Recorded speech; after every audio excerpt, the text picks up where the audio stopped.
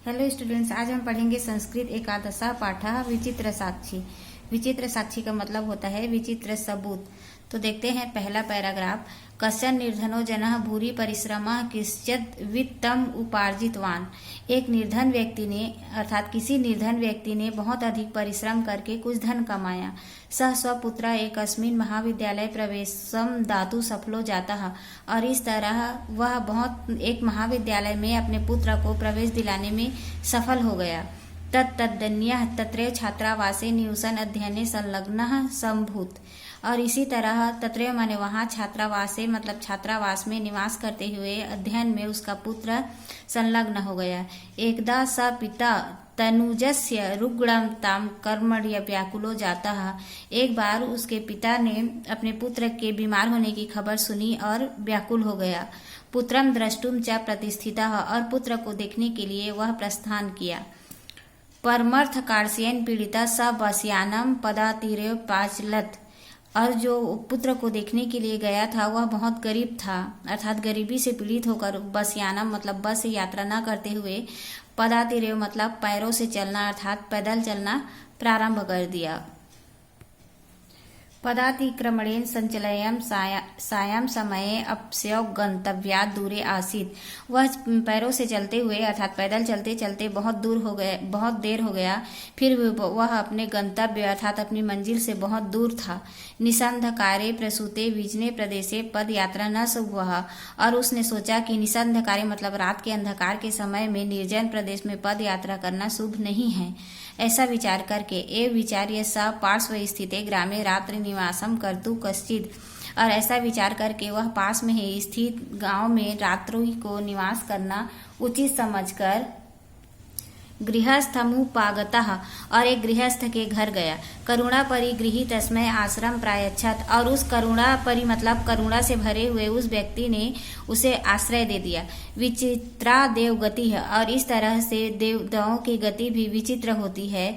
तस्यामेव रात्रो तस्मिन् गृहे कश्चन चौरः गृहांतरे प्रविष्टः। उसी दिन रात्रि को उसके घर में एक चोर प्रवेश कर गया। तत्र निहाति मेका मंजूसाम आदाय पल्यतः। और वह जो चोर था वो मंजूसाम मतलब पेटी को लेकर भागने लगा। चौरस्य पाद ध्वनिनाम प्रबुद्धो तिथि चौर संकयः तमंधवात अगृहच्च परम विचित्र अघटत। वह चोर पेटी को लेकर भागने लगा, परंतु जब पैरों की ध्वनि को सुनकर वह व्यक्ति जो अतिथि था वह उसके पीछे पीछे गया। फिर वहां पर एक विचित्र घटना घटी। चौरः एव उच्चः क्रोशितमा भारत चौरम चौरम। वहाँ एक विचित्र घटना घटी कि जो चोर था वही जोर जोर से चिल्लाने लगा कि चोर चोर इस तरह। तस्य तारस्वरेण प्रबुद्धः ग्रामवासिनः स्वगृहात् निष्क्रम्य तत्रागच्छन् वराक तिथिमेव च चौरम मत्वा अभर्सयन्। और इस तरह चोर चोर की आवाज को सुनकर वहाँ जो ग्रामवासी अर्थात ग्रामवासी थे स्वगृहात् माने अपने गृहों से निष्क्रम्य अर्थात निकल कर तत्रागच्छन् माने वहाँ आ गए। और उस चोर को छोड़कर जो अतिथि था उसे ही चोर समझकर गालियां देने लगे। यद्यपि ग्रामस्य आरक्षी एवं चोर आसीत्। जबकि ग्राम का जो आरक्षी था अर्थात सिपाही था वही चोर था। तत्क्षण में रक्षा पुरुषा तम अतिथि चौरामिति प्राख्यम कारागृहे प्रतिष्ठितम। और इस तरह जो रक्षा पुरुष था मतलब सिपाही था उसने अतिथि को चोर समझकर कारागार में डाल दिया। अग्रिमे दिने स आरक्षी चौरेभ्यगम त न्यायालय नीतवान। अग्रिम दिने मतलब अगले दिन सिपाही ने चोर को न्यायालय में प्रस्तुत किया। न्यायाधीशो बंकिम चंद्र उपाध्याय पृथक पृथक विवरणम श्रुतवान। और जो वहाँ पर न्यायाधीश बंकिम चंद्र थे उन्होंने अलग अलग दोनों का विवरण सुना। सर्ववितामगत्यम स तम निर्दोषम अमंतयात आरक्षिणम च दोषभाजनम। परंतु वहाँ पर सबूत न होने के कारण वह निर्दोष की अच्छी तरह से पहचान नहीं कर सके कि कौन दुखी है। किंतु प्रमाण अभावात् स निर्वेणो नास्क्वात। मतलब जो सबूत नहीं था इसीलिए कोई निर्णय नहीं कर पाए। ततो तव अग्रिमे दिने उपस्थितुम आदिष्टवान। और इसीलिए अग्रिमे दिने अर्थात अगले दिन उपस्थित होने का आदेश दे दिया। अन्यद्यु तव न्यायालये स्व पक्ष पुनः स्थापितवन्तो। अगले दिन उन दोनों ने स्व मतलब अपना अपना पक्ष फिर से रखा। तदेव कश्चित् तत्रत्य कर्मचारी समागत्य निवेदयत् यत्र इतः क्रोधद्वय अंतरालय कश्चित् जना के नापी हतः। उसी समय जब राजा निर्णय कर रहे थे तभी एक कर्मचारी समागत माने उनके पास आया, निवेदयत और निवेदन किया कि इतः माने किसी ने एक व्यक्ति का हनन कर दिया है अर्थात मार डाला है। तस्य मृत शरीर राजमार्ग निकषा वर्तते, और जो उसका मृत शरीर है वो राजमार्ग पर पड़ा हुआ है। अधिष्यताम किम करणीयामिति, आदेश दीजिए कि मुझे क्या करना है। न्यायाधीशः आरक्षिणम अभियुक्तम च तम शवम न्यायालय आने तुम आदिष्टवान। तब न्यायाधीश ने सिपाही और उस आरोपी को वह शव न्यायालय में लाने के लिए आदेश दिया। आदेशम प्राप्य उभव प्राचलतम, आदेश पाकर दोनों शव को लाने के लिए चले गए। तत्रोपेत्य काष्ठ पल्ले निहित पटाच्छादितम देहम स्कंधेन वृहंतो न्यायाधिकरणम प्रति प्रतिष्ठव, तब वहां पर काठ पर रखे हुए, एक लकड़ी पर रखे हुए देह मतलब शरीर को दोनों अपने कंधे पर लाद कर न्यायाधीश के पास लाने लगे। प्रतिष्ठित मतलब लाने लगे। आरक्षी संपुष्ट देह आसित, जो आरक्षी अर्थात सिपाही था वह बहुत ही भारी भरकम शरीर वाला, पुष्ट शरीर वाला था। अभियुक्त से अति कृष्काय, और जो अतिथि था वह बहुत कृष्काय मतलब कि कमजोर शरीर वाला था। भारवतः शव से स्कंधेन वहनम तत्कृते दुष्करम आसित, और उसके लिए उस शव का भार वहन करना अर्थात उठाना बहुत ही दुष्कर कार्य हो गया था, मतलब कठिन हो गया था। सह भार वेदनया क्रंदति स्म, और उस भार से वह क्रंदन करने लगा अर्थात रोने लगा।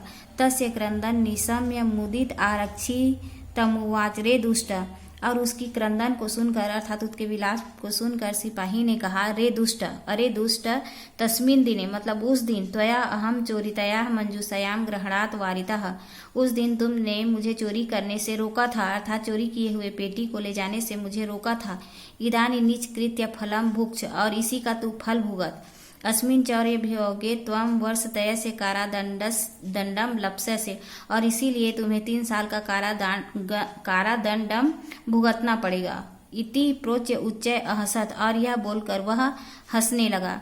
यथा कश्चित उभव सौमाननीय एकस्मिन चत्वरे स्थापित वंतो, और इस तरह बात करते हुए उन दोनों ने शव को एकस्मिन माने एक चत्वरे मतलब चौराहे पर रख दिया। अगला पैराग्राफ, न्यायाधीशेन पुनस्तव घटनाया विषये वक्तुम आदिष्टो, और फिर न्यायाधीश ने फिर से दोनों से उस घटना के बारे में सुनाने के लिए कहा। आरक्षिणे निज पक्षम प्रस्तुतवती, तब आरक्षी अर्थात सिपाही ने फिर से अपना पक्ष प्रस्तुत किया।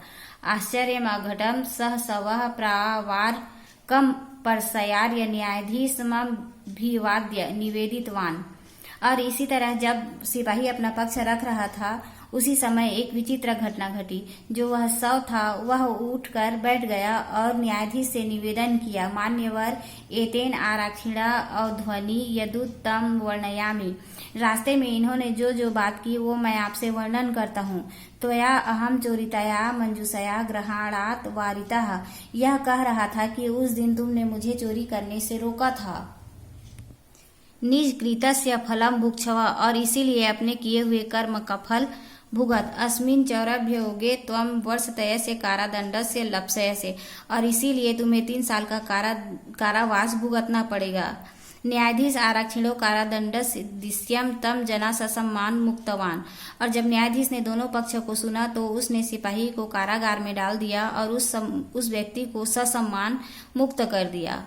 इसीलिए कहा गया है, दुष्कर्ण्यापि कर्मणारि मति वैभवशालिनः नितम युक्तम समालंभ्य लील्ये प्रकुर्वते। इसका मतलब है बुद्धि वैभवशाली लोग नीति युक्त कार्य का आश्रय लेकर कठिन कार्यों को भी खेल खेल में ही कर लेते हैं अर्थात आसानी से कर लेते हैं। तो स्टूडेंट्स, मुझे उम्मीद है ये चैप्टर आपको अच्छे से समझ में आ गया होगा। इसी तरह आप आगे भी चैप्टर्स देखना चाहते हैं तो डिस्क्रिप्शन में लिंक दिया हुआ है, आप वहां से देख सकते हैं। पसंद आए तो प्लीज लाइक कीजिएगा। मिलते हैं अगले वीडियो में। Thank you.